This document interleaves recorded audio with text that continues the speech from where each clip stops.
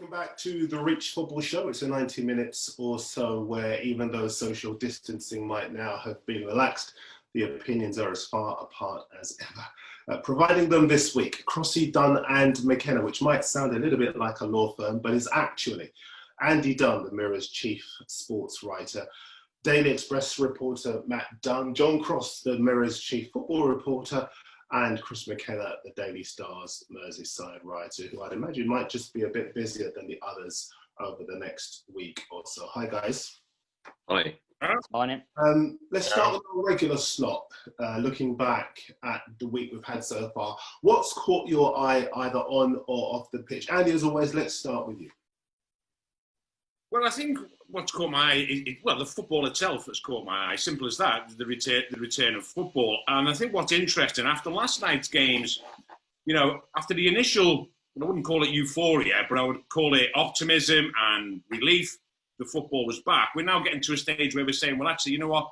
Maybe some of these games have been a little disappointing, a little bit incident-free. Not as exciting as we might have imagined, but then that's because we imagined wrong. I think we've got to recalibrate what we expect from these games. They are going to be different. For a start off, once you haven't got the crowds there, then you haven't got the crowds to energise the players, to create the controversy. I mean, what we're seeing, for example, just one example is we're seeing probably a lot less dissent, and that's because there's no outrage from the crowd to feed the outrage of the players. So we're seeing a very sanitised type of football. But then we should have expected that. So I think we're coming to a stage already after one round of fixtures, plus obviously the two games in hand that were played initially. We're coming to a stage now where we have to have a rethink of what we're going to expect from these games. And it's not going to be the same excitement levels as pre-COVID. Of course it's not. And then you've just got to really judge these games for what they are, which is quite technical, maybe not as high velocity as games before then. So I just think there has to be, we had the sort of instant, isn't it great to be back? I don't think we should now have the knee-jerk reaction of, oh, actually, you know what? This is terrible. This is antiseptic. This is nothing. We knew it would be different, and now we have to accept this for as long as it takes. But in general, Darren, I mean, we've had some half-decent games. Football's back. We have the narratives again. So we have now. Look at West Ham. They're now fighting the battle against relegation. Liverpool's title coronation is being delayed slightly. We're getting Man United who are playing tonight. They're now seen as possibly favourites to nick a Champions League slot.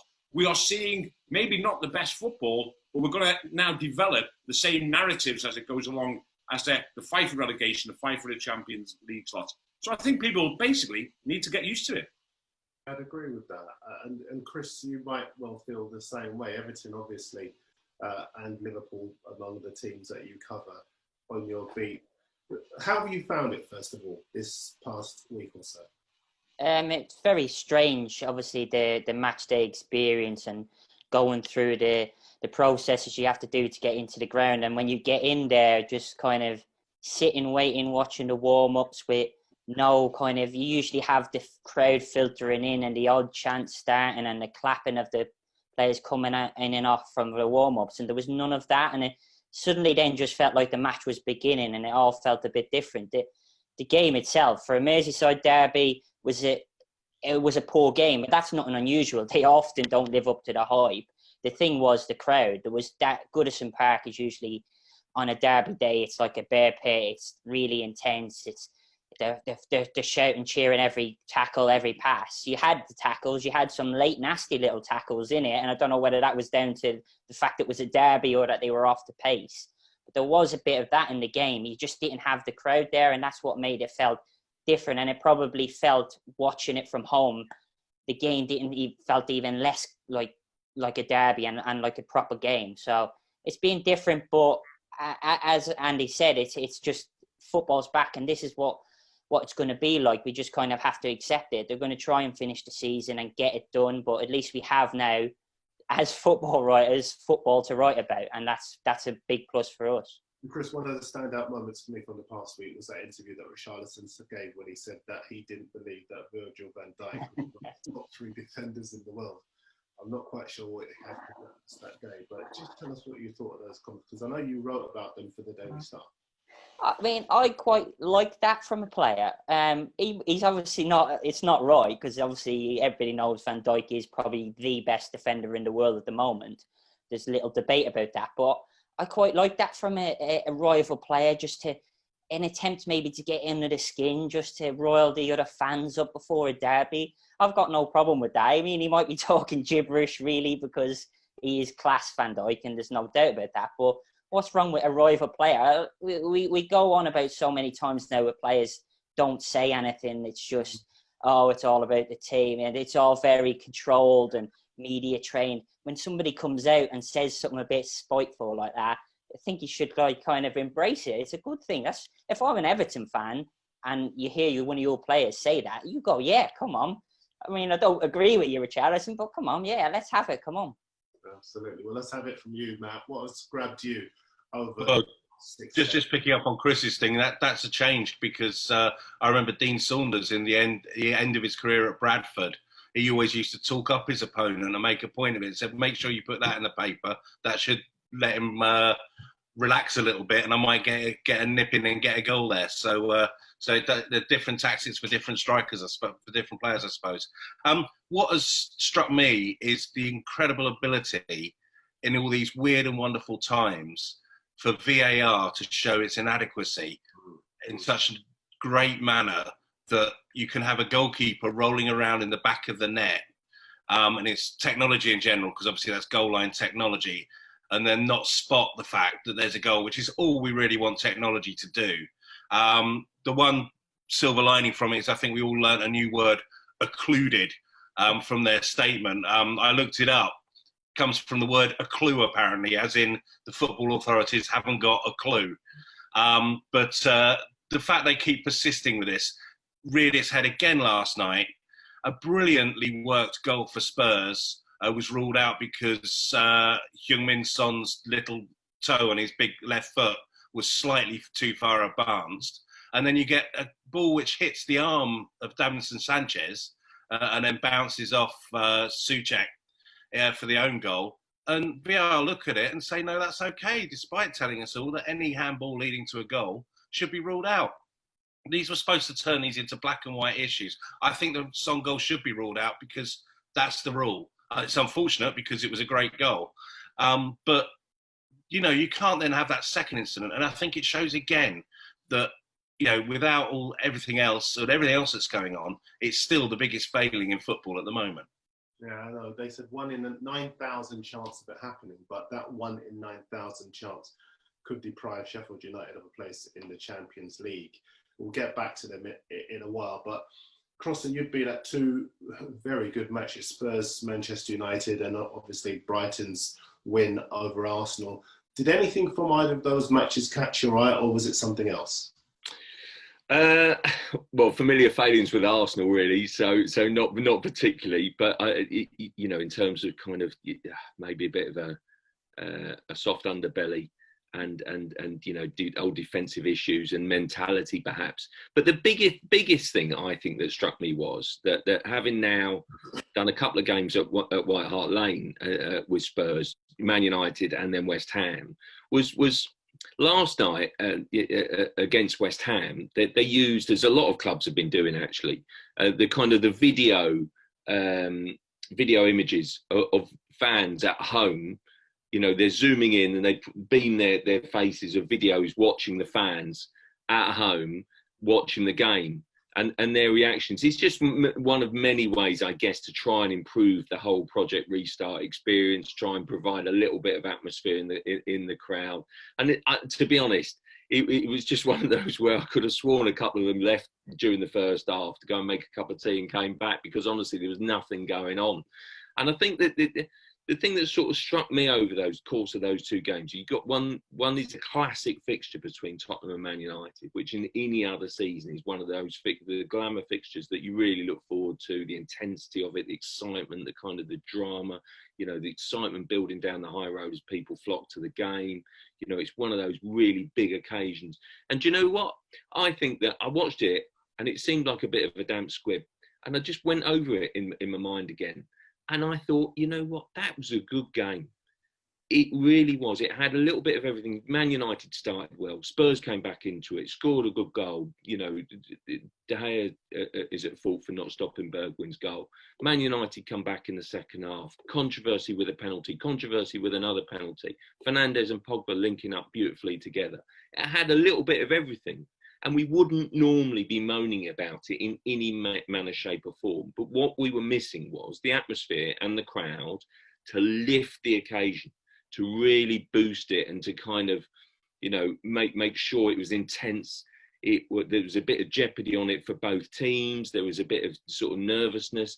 And without the fans, without that tension, without that feeling and atmosphere, and again, you were missing it for the West Ham game, really, that to me is the biggest thing. We could talk all day about the kind of the lack and drop in quality. I think it probably, you know, it's like early season. It's like a sterile pre-season. And the quality will pick up as the players get into the groove, I think, and find their match fitness and sharpness. But the reality was that I just think the biggest thing that we're missing at the moment is not actually the quality or the kind of usual excitement. We're missing the fans. And I think that the novelty has been wonderful to have football back. I'm loving it. I'm a pure football fan. I absolutely love going to games, watching games. Been lucky enough to do 4 already. But it's just... you know, without the fans, you miss that zip and that buzz and that anticipation. And I think that basically before long, give it another couple of weeks, we'll all be going, yeah, I'm not so sure about this after all, basically, because of the fans. Crossy, when you've watched at home, how's that experience been for you? Because I've got to admit, I've enjoyed it with the fan noise piped into the stadium. Just go around, all 4 of you, starting with you, Crossy. What have you felt about that crowd noise? Loads better. Loads better. It gives it something. So basically, I can't pretend. I was so looking forward to watching Everton Liverpool, for example, on Sunday night. It was Father's Day. I've made a big thing of it. My Father's Day treat, go on and, you know, let me watch a little bit of football. And I was so looking forward to that game at home. And basically, yeah, it was a bit of a damp squib. Of course, I watched it with the crowd noise because having watched a hell of a lot of Bundesliga games, the games with Bundesliga with the crowd noise on is much better. I'd rather watch it. I know it's fake. I know it's false, but I'm sorry. But I yearn for the atmosphere and I yearn for the crowds to be back.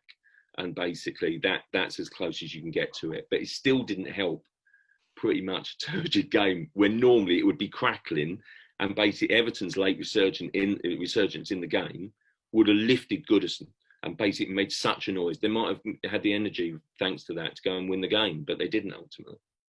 Worrying thing is now, I've got this image now of you and your sofa on Father's Day with your vest on, watching Everton against Liverpool, and I can't Not the best, Azza, not the best. Moving swiftly on to you, Dunny. I mean, crowd noise or no crowd noise for you? Well, I have the crowd noise. I mean, they didn't quite get it right. I also watched Everton Liverpool on the TV. They didn't quite get the crowd noise right on that, because that's normally a Goodison Everton fans moaning bitterly about everything, whether it be their own team, Liverpool, or the referee. So they didn't quite get that background crowd noise right. But yes, listen, I think if you're watching a game, you tend not to, if you watch the game at home, even us, we would tend not to just study it intensely for 90 minutes from you know, flag fall to finish. We would tend to you might dip in and out of it, you know. So I think the fan noise makes you realise actually there's a game on, there's a game there. I think there's a danger if you're pretty much in silence then and nothing much is happening on the pitch, then you will lose interest. I do think that it's like watching a game in a pub, isn't it? You know, for some reason you will have the sound on the pub, even though you probably can't hear what's being said by the commentator or whatever. It just adds to it. It's a background buzz that lets you know that the game is on. So I would always have the fan noise. And I'm sure, you know, we can all probably point to examples where they haven't quite got it right. But, you know, it's not an art. It's just, as I say, just something to let you know that there's a game on in your living room, there's a game on your front room, there's a game on, well, from July the 4th in your pub, beer garden or whatever. So, yeah, I'm all for it.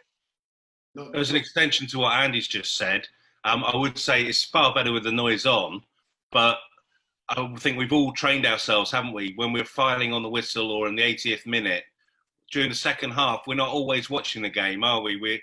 You go use the quiet parts to write some copy and then like look up when you hear the crowd get excited. And I find it really hard now. There isn't a crowd to make you look up, so you're having to watch the game far more intently because suddenly they're in front of goal and you've got no indicators, and you look up from your computer and think, oh, what have I missed? And I do find from our point of view, in terms of what we have to do, you do have to watch the game a lot more intently when there's no noise. So I'm trying to at home watch the game without, to try and help focus the mind, because it is a weird experience when you do have to, like Andy says, tune in to every moment of the game rather than just let it drift over you. Is that why you missed a goal last night, Dunny, at the Spurs game? I saw the handball, Crossy. I mean, I'm probably going to be the contrary one, and I just can't have the fake noise. It just annoys me when it's there, because I don't think you're actually watching what you're watching. Then you've got the commentators saying how, like, I remember last night on the Spurs game, they said something like, when it hit the post, it's echoing around the stadium because there's no fans here. And if you're watching that with the fake noise coming in, and I think as well, if you'd found out for, say, that Liverpool had been piping in fake noise, which they obviously haven't been for the last 2-3 years, you'd be going, well, that's not a real atmosphere. And I just feel it's not the real thing, and it might be duller and it might be a bit more sanitized watching it without the noise, but I think you're actually getting more of what it actually is when you do that. But I'm obviously outnumbered here, so... Chris, I mean, I see what you're saying, but I think the reason really is because TV companies do not basically think that people will sit down and watch a match without any distraction. And that's backed up. Those numbers are backed up. If you find during a regular season, let's say a normal season with normal crowds and whatever, and say Sky puts on a game, say Leicester Brighton like it was last night, on a Monday night live on TV, the amount of people who actually sit down and watch a game for 90 minutes in which they've got no emotional interest, I think the figures are amazingly low. You know, don't forget, we are living in an age where we like things sharp, bite-sized, you know, we can dip in and out of. And I think that's why they're thinking, actually, you know what, people probably aren't going to watch anyway for 90 minutes. But if we literally have a product here that has no noise to it, apart from the echoey sound of a stadium, then it's going to get even less. And I generally think it's as much for Sky's benefit using it as it is for our benefit. Possibly, yeah. I mean, like, if you look ahead to next week, though, will the viewing numbers of, say, City Liverpool, if the title's still not up for grabs, but if Liverpool still haven't won it, will the viewing figures be affected by crowd noise, or will they just be big numbers because it's a big game? It's like... I'm not, Chris, it's not the viewing figures per se, it's how many engage, how many switch on and keep it on. You know? And I don't think that's what they think. I just think they think as a product, it's better with that accessory. Okay, let's talk about tonight's action and the stories, guys, that you all have done in relation to it in your respective publications. Chris, you've done a story in the Daily Star today with a headline, "The Day I Walked Alone." Tell us more about that. Yeah, so it was brought up yesterday at Jurgen Klopp's press conference. The Crystal Palace game, his first ever defeat as Liverpool manager in 2015, and Scott Dann scores a goal in the 82nd minute for Palace to take the lead, and a fair few hundred Liverpool fans started like going out of the stadium, like just leaving, trying to get home before the traffic, whatever the reason was, get to trains or whatever. And after the match, Klopp, it wasn't, I'd say, an outburst or a rant to say. It was more like sermon-like when he came out and he said that he felt alone on the touchline after the goal as the fans kind of walked out of the stadium, and there was still 8 minutes to play, and I think he said that you can score 4 goals or something like that in that time. Like, we couldn't understand why everybody was leaving and why they'd just given up just because Palace had scored. And he was new to the club. He'd probably heard all the stories or seen all the images of this famous Anfield atmosphere and all the roar and everything. And then he's looking at it going, this is when we need you, and you're not here. So that was kind of, it wasn't just the fans leaving either. It was more a message for him to say, look, we're going on this journey together. We need to be all together. We need to fight. We're going to have to dig in. We need to fight right until the end. So he was kind of asked about that because it's Palace now tonight, and it's the first game behind closed doors. So it's quite, it's come around quite well in that sense. And he kind of said that he won't feel alone tonight because he knows now that everybody everybody's behind the club. They've all come together and they've all pushed on and to this journey to get to this point of where they are. And it was quite, I don't know if you remember that season, a couple of months later in December, they scored a late equaliser against West Brom. Origi scored and Liverpool were mocked and probably rightly maybe so because it's Liverpool Football Club and they were celebrating a draw and Klopp brought all the players down in front of the Kop and made them all like hand in hand and bow to the Kop. And that was more like, it's not like, oh, what a great result to get a draw at home to West Brom. It was more like going to the fans, look, this is what happens if you stay. We were going to lose this game. You stayed, roared us on, and we got that late goal. And obviously everybody knows now about the famous atmosphere the night of Barcelona and stuff like that. And that was kind of Klopp's first, and it was a go at the fans to say, we need you together. And it's quite a brave thing to do, really, to take on the Liverpool fans, because they're not, sometimes they can bite back and they can say, hold on a minute, who are you to kind of, to tell us that we're not good enough or anything like that. But I think Klopp was one of the only men who could do that because of the reputation he brought into the job. If it had been, say, Brendan Rodgers just after joining from Swansea doing that, it could have had a very different reaction, whereas everybody kind of believed in Klopp straight away. And when he came out and said that about them, they kind of all said, right, we've got to listen to this guy. He knows what he's doing and he's going to be the man to take us forward. So it's quite good that it's all come round now and it's Palace and it's behind closed doors. But he says he won't feel alone tonight because he knows everybody's with them. Now, Matt, you've done a story, 4K Zoom time, ahead of Norwich's game against Everton at 6 o'clock this evening. Tell us more about that. Yeah, I haven't been, thankfully, it's a lot easier to get to Norwich on Zoom than it is up the motorway.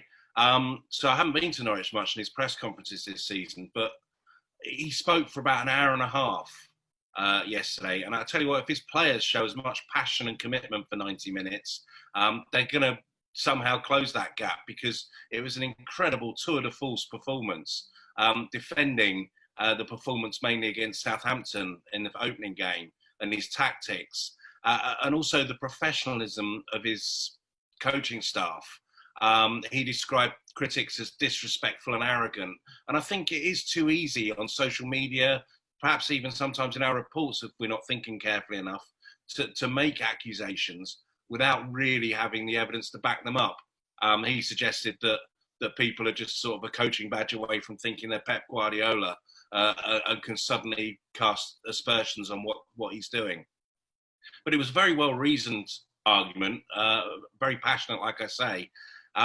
But yeah, he basically pointed out that he was accused of lacking flexibility against Southampton, when the truth was he felt he'd been more flexible than he had been in his life, and laid out reasons why that was the case. And I think below it all is the acceptance that the resources he's got aren't good enough to keep a team in the Premier League, which is, I think, what we're seeing now in the fullness of time. And he's doing a fantastic job keeping in touching distance with what he's got, eking every little bit out of them. I mean, I was there at the Norwich Man City game, and they can put in a performance, but they can't do it week in, week out, which is why the table is what it is. Matt, But is it naive? Because everyone knows that you come into the top division of English football, you've got to make signings to keep you in the top division of English football. And last summer, when he could have done, he didn't. Do you think he regrets that now? I think probably yes, because he will have learned as much as the fact that his players have learned. He pointed out so few people came up with any Premier League experience, and that is why the perceived wisdom is, yeah, you buy a few older heads to help those through, and they haven't had that, which is perhaps why they've lost their way. But what he was coming at this weekend, going to tonight's game, is the fact that he has got those resources. Those mistakes perhaps have been made in the past, but don't blame him for the things. That's what he said. He said, we've made mistakes, but these aren't the mistakes we've made. And you're wrong to criticise us for this. And actually, you're being disrespectful to some people who do a very hard job. So he's willing to hold his hands up and say, yeah, I've got things wrong in the past. But it was just, I was bowled over by his passion and eloquence on putting his side of the events. Okay, Crossy and Dunny, I'd like you to deal with this one together, actually, but clearly not at the same time. But Crossy, if you just take this first, because this piece in the Daily Mirror, Dean must wait to dethrone De Gea. Ole Gunnar Solskjaer has said that Dean Henderson is not ready to dislodge David De Gea as Manchester United's #1 keeper. And he's refused to rule out the possibility of him staying on loan at Sheffield United for another year. He can't play, obviously, in the game because of his loan conditions. First of all, Crossy, do you agree that he's not ready yet? Or do you go along with the widely held opinion that he is ready and he should be in the squad for next season to dislodge De Gea? I do think it's a really fine balancing act for Dean Henderson, because to my mind, if you bring him back to Old Trafford, next season, David De Gea starts the season. I think he does so largely on reputation, because I don't think that De Gea, for one reason or another, is the goalkeeper that he was.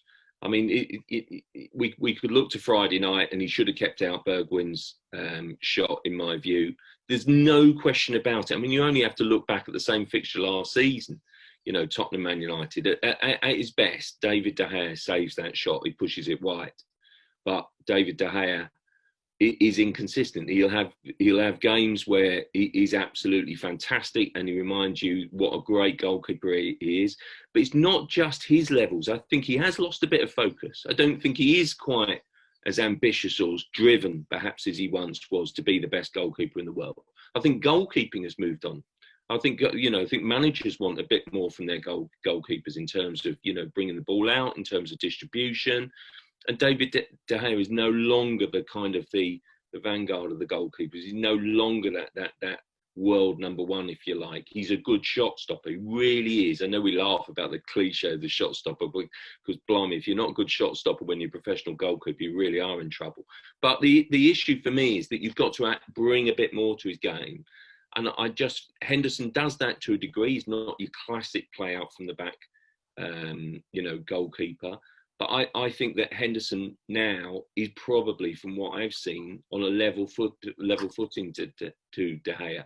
Where I think United have probably got a difficult balancing act is, if they bring him back, Henderson, then Henderson, will arguably be De Gea's deputy for much of next season. When if he was loaned out to Sheffield United for another year, keep on pulling up magnificent performances, then I think he would be ready, for the following season to be Man United's #1. There's no doubt in my mind that Henderson has got all the attributes to be long-term England #1, Man United #1. If there's one danger, one flaw, I think in Henderson's makeup, and that would be himself. In that, basically, I just think he is so full of confidence. He's so, cocksure, so completely full of belief, that sometimes I think that can make him a bit too arrogant, both on and off the pitch. But I think with the right sort of management, and maybe that's another reason why he needs to stay at Sheffield United for another year, I think he will be #1 for club and country for 5-8 years. Andy, do you think that De Gea is a victim of the fact that he's been left exposed by that Manchester United defence on so many occasions? He had that wonderful period where he was a player of the year for a few years, and by a mile, if it were not for him, the malaise at Man United would have been a lot worse. And suddenly, having set those high standards, he's been judged on those high standards. Yeah, I think his style of keeping, strangely enough, is unorthodox, so it might lend itself to that type of mistake that we saw at Spurs. Obviously, we've got to know him a lot, the way he keeps goal. And I think you've never seen a keeper, probably a world-class keeper like he clearly is, save so many shots with his legs. In fact, the Steven Bergwijn goal, I generally thought that at one point, maybe he should do what he might have done a year ago and try and save that with his legs. I'm not sure. So I think he's slightly unorthodox. So I think it does lend itself to the odd mistake. Solskjaer's argument, I agree with, is that he has enough credits in the bank from the amount of times he's saved Man United, and he will do going forward. And I have to say, listen, he's Man United's #1 keeper and will be, if he stays there until the end of his contract, which I think is 2023. Let's get into our heads. Dean Henderson is not going back to Manchester United to usurp David De Gea from the #1 slot. If United decide that they're going to sell David De Gea, or if someone wants him, if someone will pay the outlandish sort of inflated wages that David De Gea is on, then they might bring Dean Henderson back. Well, let's get another thing straight. Dean Henderson isn't the number 2 keeper at Manchester United. That's Sergio Romero, capped 96 times from Argentina and possibly the best number 2 goalkeeper at any club in the world. That's what complicates the situation, is that they don't even need Dean Henderson back to be number 2. They have an unbelievable number 2 keeper. One of the most bizarre situations where you have a guy, as I say, who's been capped so many times by his country, is a superb keeper whose stats are incredible, who's on a lot of money, and he's just happy to be number 2 and has been for, I don't know, how long is it? 5 years? Mm-hmm. And strangely enough, doesn't seem interested in going to be number 1 anywhere. So United are, as long as they keep faith with De Gea, which they will, which Solskjaer clearly will, they've got a great number 2, Romero. So I think the question for Dean Henderson is that when will United actually say, okay, well, he's for sale. He's building up. They put him on loan at Sheffield United in this ridiculous loan system where he can't play tonight. Don't get me started on that particular situation. But now Henderson is building up his value. And this is perfect for Man United. This is absolutely perfect for Man United. They've got Henderson now, his reputation. And bear in mind, he's made the odd brick over the last, 6 or 7 months. One that cost the game. Was that against Liverpool, I think? So bear in mind now, they've got the perfect storm where they've got De Gea and Romero. Whatever you think of the mistakes that De Gea is making, they've got a goalkeeper combination there that is absolutely fine. And they've got Henderson, meanwhile, who they're leasing out.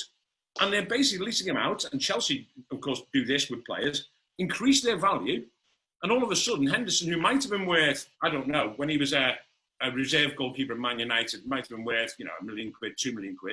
He's now boosting his value, and United might be able to sell him if the transfer market is anything like it was pre-COVID, might be selling for 40, 50 million.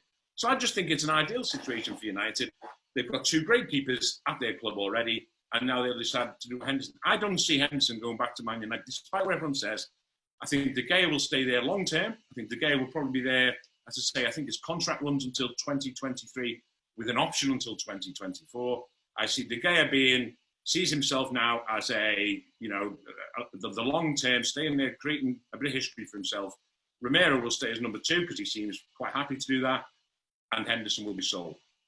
Dunny, you've got me curious now, so I do want to know, what is your view? And feel free, guys, if you want to jump in as well with this. What is your view if someone goes to another club on loan? Do you feel that they should be able to play against their parent club?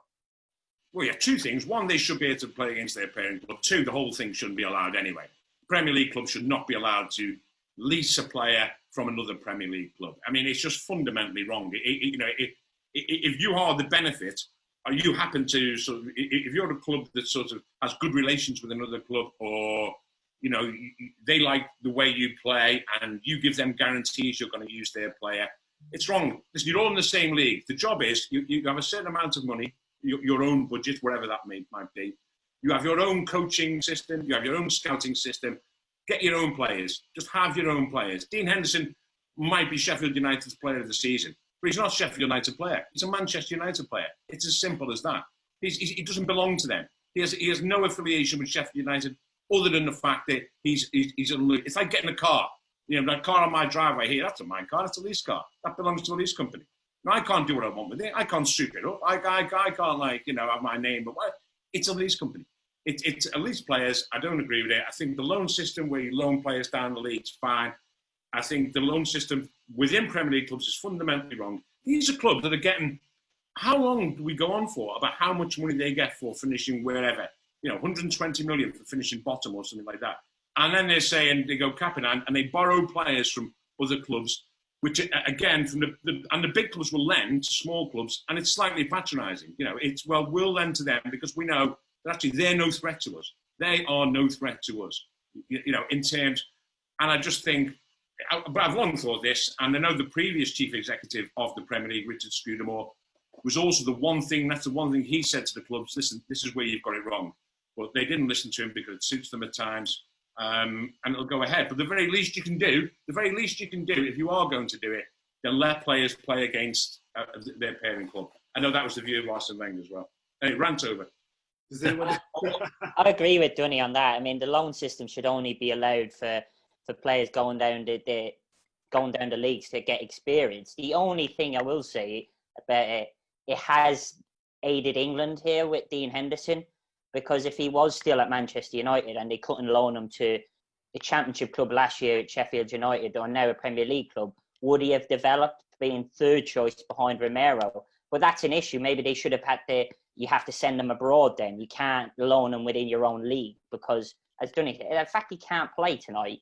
He's the number one for Sheffield United and they have to take him out because they're playing, and that could cost them massively in their hopes to get to Europe if whoever comes in, it makes a mistake. Yeah, well, Chris, Dunny, just one sec. Just going back to that. The thing is that if he was allowed to play, which I think he probably should be allowed to play, what would happen if he threw one in tonight against Manchester United? Yeah, that's the other debate, yeah. Manchester United going for the Champions League. What would happen there? Especially if he thought he could be number one at United next season. It's like people be going, oh, you're going to play in the Champions League next season with them. Exactly. And also, Chris, just quickly going back to the England argument, yeah, it looks like it's good for England. But from my point of view, if England are having to pick any player who can't get his place in his own club, then they're not in a good place. Yeah, that's a fair point. Andy, what I was going to say was you're absolutely right, of course, on everything you said. The one thing I would add is a set of fluffy dice, they're removable. So if you need to come, that's the way to go. Crossy, where do you stand on the loan system? No, I think it's just business, isn't it? Modern business. I agree really with both points. I'm not massively in favour of the loan between Premier to Premier. I don't think it's right, but I just think it's the way of the modern world, really. And clubs kind of use it now as a sort of almost a finishing school, particularly the big six loaning out, they're promising youngsters to get a bit of experience. And I think it's worked for various international players. Do I like it? Not particularly. I don't feel as passionate about it as Dunny clearly does. Fair play to him for getting so animated about it. But the one thing I really think is ridiculous is this rule that you can't play against the parent club. I mean, that's just absurd because you're questioning a player's integrity. You're also making a complete and utter mockery of the integrity of the league because many of these clubs will loan out a really serious player who can inflict damage on, one of the top four rivals, if you like, but can't do the same against their own team. I mean, it's just absurd. It's just ridiculous. That aspect to it is completely and utterly skewed.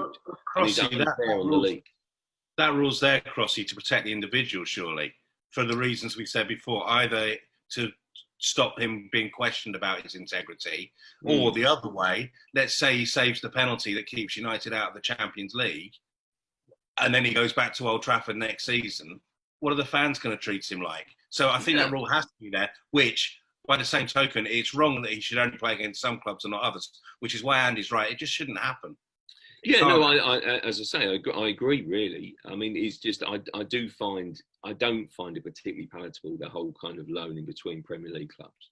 But I do think if you are going to have it, the notion then that you can fix it, and that's what it is, fix it so you can play against, 18 clubs, but you can't play against your own, is absolutely absurd. Absolutely absurd. It's wrong. It brings the whole integrity of the league into question. Right now, the Mirror Football website, if you want to get your transfer news, you can pick it all up there. We're going to have this section on the show every week, Transfer Centre. I'll pop a few of the bubbling transfers or transfer news to the boys and they will tell you what they think of it. It's no surprise, Crossy, that I'm going to come to you with the news breaking last night, which actually had me spilling my tea. Arsenal offered new contracts to David Luiz, Pablo Mari and Cedric Suarez. And the technical director, Edu, has been speaking this morning to Arsenal's official website. He says, I'm really happy that we will have these players in our squad for the future. They have been part of the long-term technical plan that Mikel and I have developed. They bring the right balance to the squad. Very long statement, which I could read you all, but I could tell by your smile that you would like to jump straight in. Why were you spilling your tea, Dazza? Did you not? I mean, I asked that in all seriousness simply because, I'm worried about your beautiful white shirt there. But basically, I'm also I just think we knew, didn't we, that basically Luis was frankly the money, you know, and whether. Before you carry on, let me ask you this. I remember Gary Cahill was available. A lot of people said that Gary Cahill wasn't good enough for Arsenal. Looking back now, obviously this is since he left Chelsea. He's gone to Palace. Palace are above Arsenal in the table. Looking back now, would you have chosen Cahill or Luis to be a centre half? You know, a utility centre half. Neither player getting any younger, but just to keep Arsenal going in these difficult times. Well, I think Cahill was a more pure defender.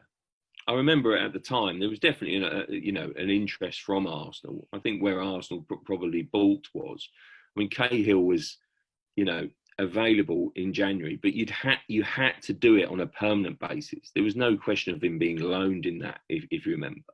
And then the contract being talked about was massive. And then basically, you know, that Arsenal, there's no doubt about it, are in a financial situation. And Chelsea looked at it, and Chelsea were playing Luis ahead of Cahill.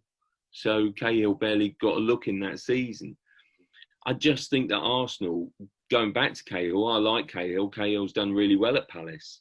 But I don't think that Arsenal necessarily needed yet another ageing centre-half.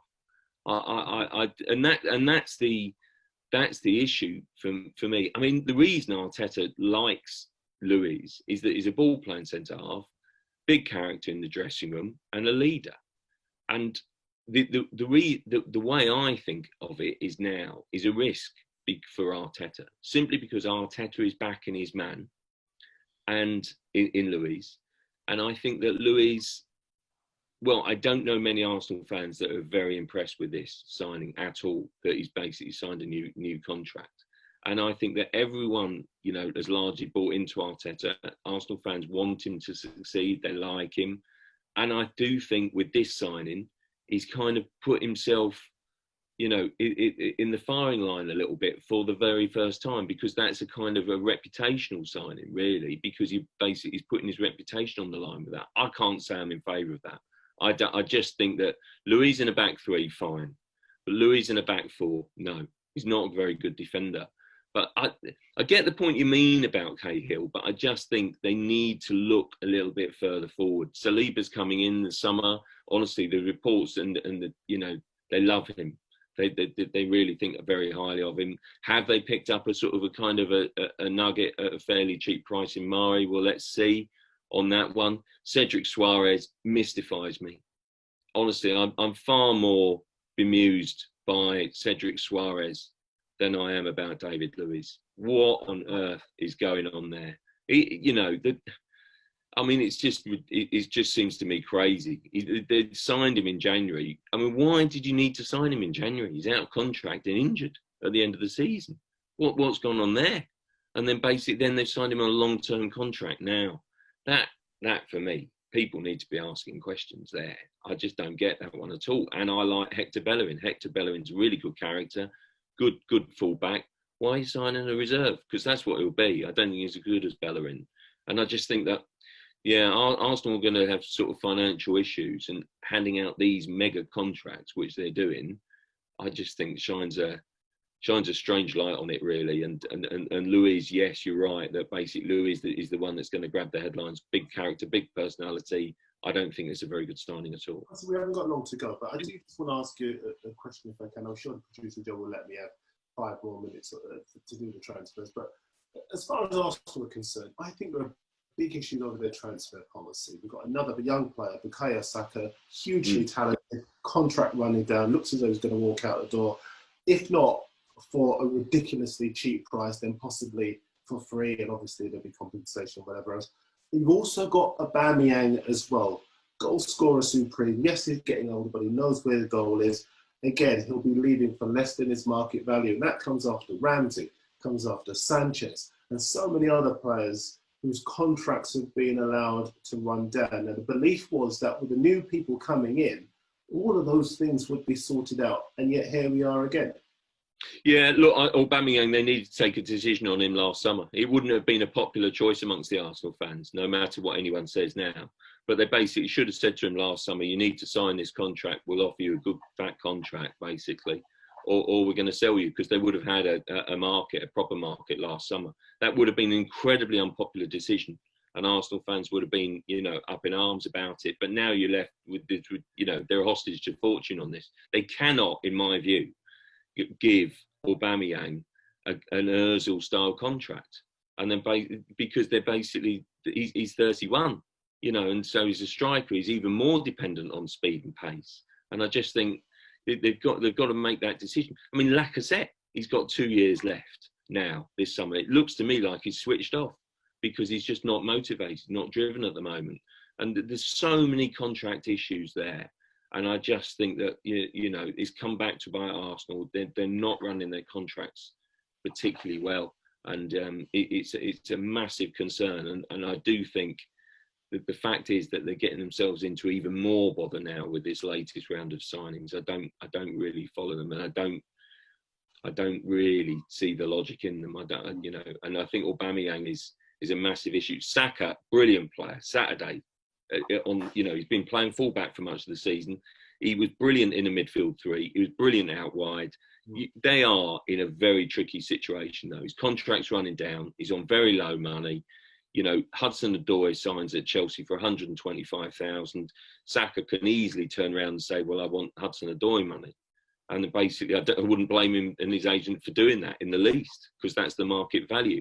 But it's been totally skewed by the fact that Arsenal have again allowed another player to run the contract down. And once you do that, you're in a terrible situation. And basically, I can't... Why on earth would Saka sign a contract for anything less than, say, £80,000 a week? It'd just be ridiculous. That has to be his market value. Rossi, that's the problem with all the players at Arsenal, isn't it? How do you persuade someone to extend their stay at Arsenal? You've either got to offer them the football challenge that they're going to want, or the money that they feel they're owed. And all the time they're not in the Champions League, you're saying you've got to believe that we're going to get back there, and yet there's no signs that's happening. Or you say, well, we can't really pay you that much. And they say, well, hang on a sec, you found it for Mesut. Do you not value me as much? So that just extends the whole thing. Why would you play just for money when somebody's still getting paid twice what you're getting paid? I mean, they've got themselves into this mess because they moved the goalposts with Mesut Ozil, and they can't buy the loyalty of the players anymore. And certainly until they get themselves sorted out on the pitch, they can't persuade anyone, as Spurs did for so many years, to sort of buy into the project, because there isn't a project. Yeah, I totally agree. Ozil was ridiculous, absolutely ridiculous signing. I really like Mesut Ozil, by the way, but I still think there's 6 months left. What are you going to do? Basically, the fans would have torn down the Emirates if they'd let Sanchez and Ozil both go in that window. Make no mistake about it. And if they'd let Ozil go on the free, they would have torn down the stadium as well. So they had to do something, but they shouldn't have been in that position in the first place. That's the point. And you're right about the Champions League. They are now a club in the Europa League, or trying to get back in the Europa League next season, operating on the Champions League budget. Honestly, the club is a bit of a mess financially. Since that January, Rossi, would they not have been in that storm if they'd let both of those go? The fans would have been, but at least they would have had a clean slate on which to build again. Do you not think that they'd be in better shape now? Well, I do, Dunny, I do. But the temperature at the time was at boiling point. Totally agree with what you're saying. But if they'd let Ozil go on the free at the end of that season, honestly, there would have been riots. It would have been, it would have been off the scale. And that's because every fan wanted Ozil to stay at that time, I mean, Andy Dunn is the founder member of the Mesut Ozil fan club, and I am chairman, executive, chief fundraiser of the Mesut Ozil. I am, but I'm not going to go back to Mesut Ozil. The only thing, just very briefly on Arsenal, when I saw last night that Cedric and Luis have got these contracts, my first thought was they must have a cracking agent, and they've got them. Exactly, I'll leave it there. I mean, it's just. I mean, Arsenal for years they didn't use super agents. Now they have, and wouldn't you know it? Wouldn't you know it? Exactly. Now, Chris, you haven't spoken for a while. I want to play a game with you, Chris. You're the chairman. You, the chairman. Oh God. You are the chairman of Liverpool Football Club. And I'm going to propose a couple of deals to you. Tell me if you'll take the deal. If yes, why? If no, why? Okay. First of all, America Aubameyang. 1 year left. Would you go in from £20 million on the table? Come and join us, deep in our squad up front. If Aubameyang would accept that he would be behind Liverpool's front three, which I don't think he would. I mean, there's others here who would know him better than me, but I don't think he would accept that. And I think that could bring a negative influence at Liverpool, because Liverpool is all about the team ethic and you need to be in it together. I think he could disrupt things. I think Liverpool need maybe to bring in somebody as backup, somebody maybe a bit better than Divock Origi, but they have to find the right balance of somebody who is good enough to step into a Salah or Firmino or Mane's shoes, but is also happy to sit on the bench for 80% of the time. So I think it'd probably be no for me on that one, just because I don't think he would be happy to be behind those. He's definitely good enough to play for Liverpool. Okay, Chairman. Let me ask you one other question. Bukayo Saka, a year left, talented player, versatile, energetic, creates goals, defensively aware, great attitude, and his contract's running down. Could you be tempted? I think with him, definitely, because of age and stuff like that, he can progress, he can become a better player, and he may be a bit like Oxlade-Chamberlain could go there and initially go, right, okay, I'll sit back and I'll bide my time and I'll get into the team. And that's what Oxlade-Chamberlain was doing until he had that awful injury. He bided his time and he then forced his way into them either in the midfield or just behind the front three. And he probably maybe would have played a lot more regularly if he didn't get that injury. So I think Saka could be a player like, not obviously like Oxlade-Chamberlain, but that he could go in there and accept not being a starter straight away, but could develop under a great manager like Jurgen Klopp and become good enough to play regularly for Liverpool. Okay, one more for you, Chairman, if that's okay. Kalidou Koulibaly at Napoli, Manchester City interested. All the papers today is saying that Liverpool are also interested. So I just wanted to ask you, Chairman, is that the case? Is it true? I don't believe that way. I just think it's a mad sum of money that Liverpool wouldn't pay for somebody when they have somebody as good as Joe Gomez, who I think is improving all the time, alongside Van Dijk. I think they have formed a great partnership. They have Matip there. Dejan Lovren will possibly move this summer. If not, his role is going to go further down in the team. But I don't see them spending the money you would be looking for a Koulibaly to come in there alongside Van Dijk. I mean, that would be what a defensive duo that'd be, bloody hell. But I just can't. I think Jurgen Klopp's got a lot of faith in Gomez, and I think alongside Van Dijk he will continue to improve. So they wouldn't spend that sort of money, I don't think, on a defender like that. Okay. Next week on You, the Chairman. Andy Dunn is the Chairman of Arsenal. I look forward to performance of the week time, guys. What game have you been to where you've been impressed, or maybe you might have seen one on the TV and you've looked at someone and thought, considering how long the players have been away for, he's really turned on the star? Let's start with you, Dunny. I know it won't be Ndombele. I'll ask you about him in a second, but who's impressed you over the last week or so? Sorry, It's Matt. Dunny, mate. Matt Dunn. Well, yeah, Dunny's in the world. Done and done it. We'll keep that in. Go on, Matt. Me, I'm going to go for a collective one, which is the Manchester City team as a whole, back clicking, playing the football that they can play. Admittedly, they haven't come up against much opposition, have they, Crossy?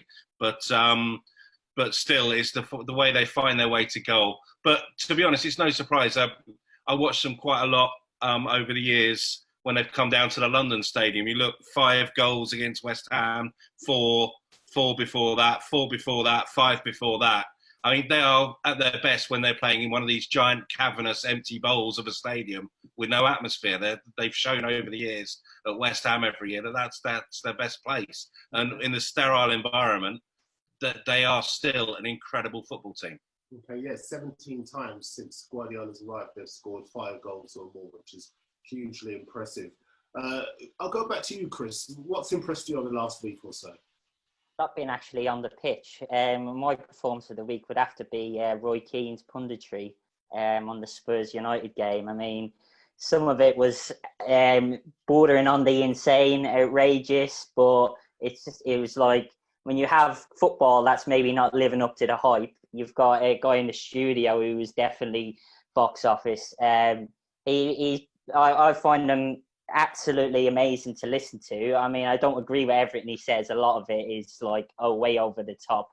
But I think it comes from the Irishness in him. If you go back to Ireland and go in the pub, there's a Roy Keane in there in every pub who will speak like that about players, who will say just the maddest things. And as well, if you ever watched RTE Irish TV, they used to have Eamon Dunphy, Johnny Giles and Liam Brady on there, and the stuff they used to come out with was very similar to Keane. So maybe he's learned off them, but I think that was just brilliant. It was over the top, and I wouldn't be happy if I was David De Gea and Harry Maguire, put it that way, but I have to say it was the highlight of the week for me. I've got to say, Chris, there was a terrific moment after the match where United had got the point, Fernandes had scored from the spot, and Kelly Cates was speaking to Roy Keane and Patrice Evra, and she asked them what their feelings were at full time, and Roy Keane said, "I wouldn't throw anyone under the bus."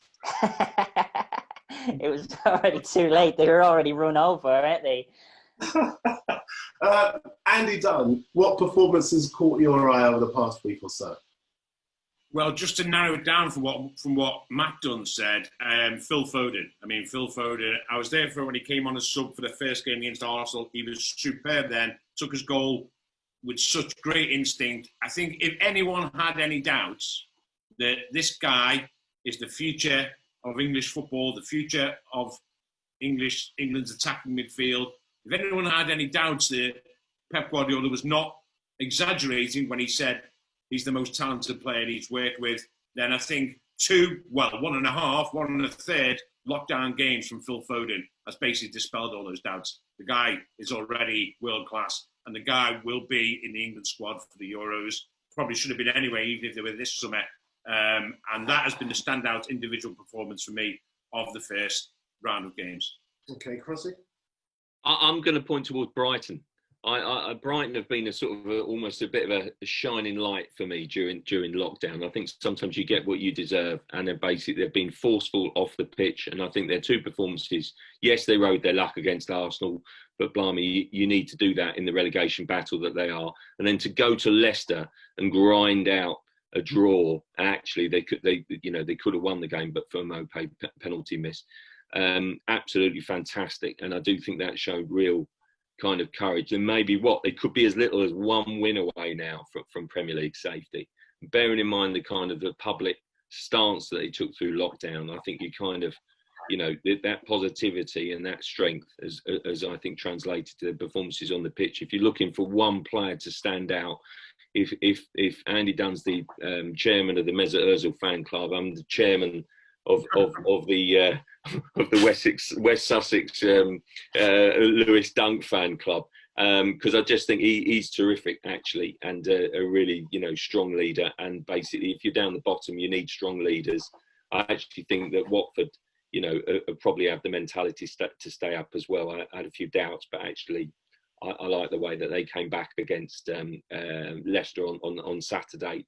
And I think that'll be enough. And I think leadership mentality so strong. Brighton are showing bundles of it. Well, the final item on the Reach Football Show this morning is our look ahead to the games over the coming days. And you mentioned Brighton, Crossy. They sent the remains of Arsenal back up the motorway around the M25 to London. Arsenal play Southampton this weekend. How do you think they'll get on? Well, I think Southampton will win. So it's Thursday night, isn't it? And then basically that sets then Arsenal up for another away trip at Sheffield United in the FA Cup. Can anyone see them, sort of upsetting the odds?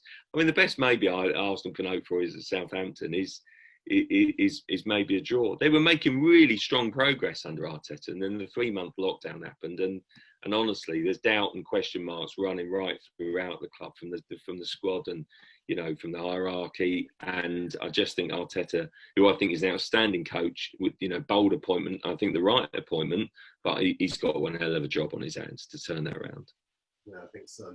Matt Dunn, talk to me about Chelsea against Manchester City, because Chelsea, good win from behind at Aston Villa. City, as you've just been saying a second ago, a thing of beauty when they demolished Arsenal last week. How do you see that game going? Well, I think last week I was questioning what was in it for City for these last few games, where I think we can see professional pride has kicked in for them.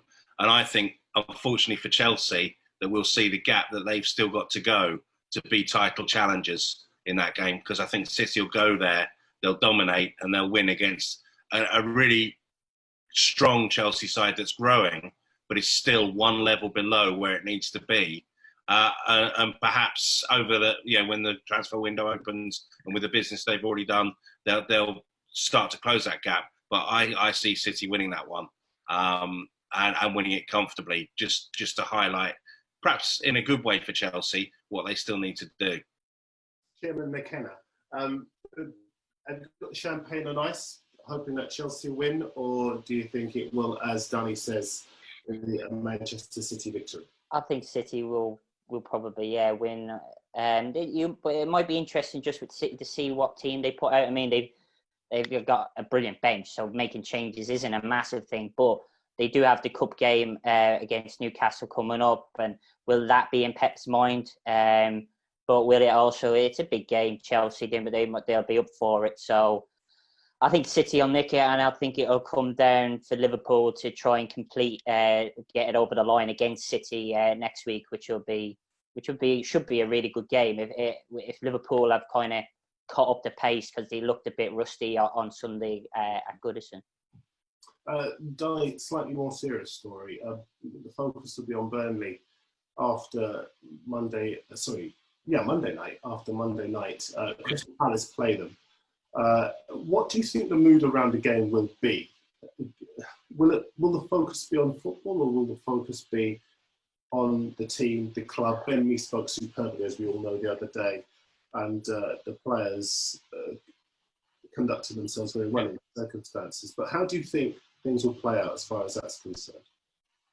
It's a nice game. I think Burnley as a club are very conscious of basically their standing in the community. And it's quite those of us who know that community quite well, it is quite a complex community. There are issues there that need to be addressed. And the football club has been in the vanguard of doing that. And they'll want to be seen to continue to do that, which is why Ben Mee came out and did what he did and said so powerfully what he said.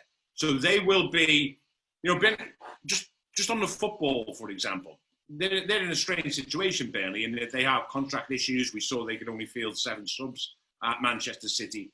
And the football, in a way, took a backseat after the game. And I'm not saying it will take a backseat on Thursday, but they certainly will want to make a powerful statement to not only disassociate themselves from, but condemn yet again those people who are behind that terrible banner that was trailed from the aeroplane. So I think they will want the eyes of the nation to see that Burnley actually, this isn't some sort of regressive area. This isn't some sort of regressive club. This is a forward-thinking club, a club that knows right and wrong. And I think there'll be, obviously the game is important, but also how the club comes across, I think, on Thursday will be very important to them as well. Okay, well then give us a score prediction as far as the game is concerned. For Burnley Watford, I think, you know what, I have to say, I thought Burnley on the pitch have got issues, and it wouldn't surprise me if Watford nick a result there. And maybe a narrow win, 1-0, 2-1. Okay, Chris McKenna, Chelsea, Man City. Chelsea, Man City, Man City. Just believe that just the way they played the last 2 games. Score prediction. Score prediction. 3-1 Man City. Oh goodness me! All right. Okay. Matt Dunn, score prediction. I stole all my thunder. I said Chelsea were going to walk it, City were going to walk it, and Chris has come out with a 3-1 suddenly. So I'm going to have to go bigger than that, am I? I think really, I think it'll be 3-0 City. Wow, you don't think? I think they'll breeze it. Okay. And Crossy, Southampton, Arsenal. Oh, Southampton 3, Arsenal 1. By the way, can I'll just say on Chelsea City, right? If Liverpool win at Anfield, doesn't it just smack of basically Chelsea, bearing in mind what they did in 2016, ending Tottenham's sort of title challenge there by holding Tottenham? Couldn't it have some weird sort of kind of similar way? That's why I just fancy Chelsea might just basically block off City and then by default then make Liverpool champions on Thursday night. And wouldn't it be ironic, Crossy? Wouldn't it be ironic that a lot of the build-up to Project Restart was where are Liverpool going to win the title? At home, away, or a neutral venue? But no, they wouldn't have sat on the backsides on Thursday night at home. At least they'll be able to celebrate then as well, and without a game the following Thursday. That would be ironic if it was if Chelsea nick a 1-0, 2-1 win, and then Liverpool are champions, and that would allow City, to be fair, which is they're not winning the title, obviously.